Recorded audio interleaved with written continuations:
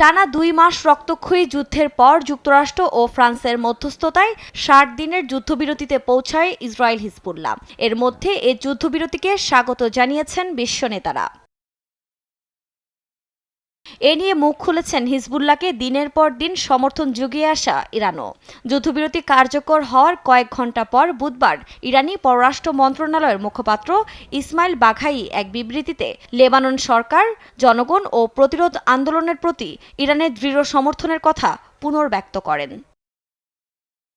উত্তেজনা প্রশমন এবং শান্তি অর্জনের জন্য সহায়ক সকল প্রচেষ্টাকে সমর্থনের কথা জানান চীনা পররাষ্ট্র মন্ত্রণালয়ের মুখপাত্র মাও নিং।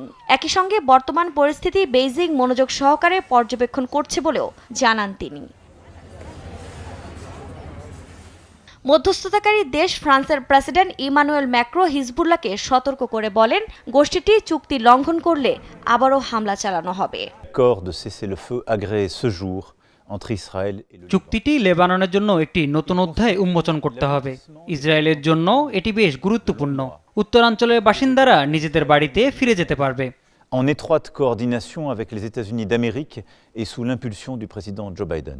একে সাধুবাদ জানিয়েছে জার্মানিও। এর মধ্য দিয়ে মধ্যপ্রাচ্যের দেশগুলোতে শান্তি ও স্থিতিশীলতা ফিরে আসবে বলেও আশাবাদী দেশটির পররাষ্ট্রমন্ত্রী। এদিকে লেবাননের প্রধানমন্ত্রী নাজিব মিকাতি বলেছেন, যুদ্ধবিরতি চুক্তি এই অঞ্চলের শান্তি ও স্থিতিশীলতা পুনঃপ্রতিষ্ঠার একটি মৌলিক পদক্ষেপ। এছাড়া অস্ট্রেলিয়া, জাপান সহ বিশ্বের বহু দেশ এ যুদ্ধবিরতিকে স্বাগত জানিয়েছে।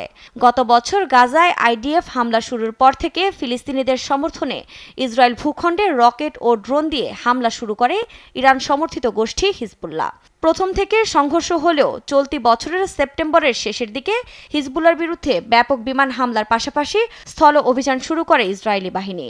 এর মধ্য দিয়ে নতুন রূপ নেয় যুদ্ধ। আফরিন মৌ, নিউজ ডেস্ক, দেশ টিভি।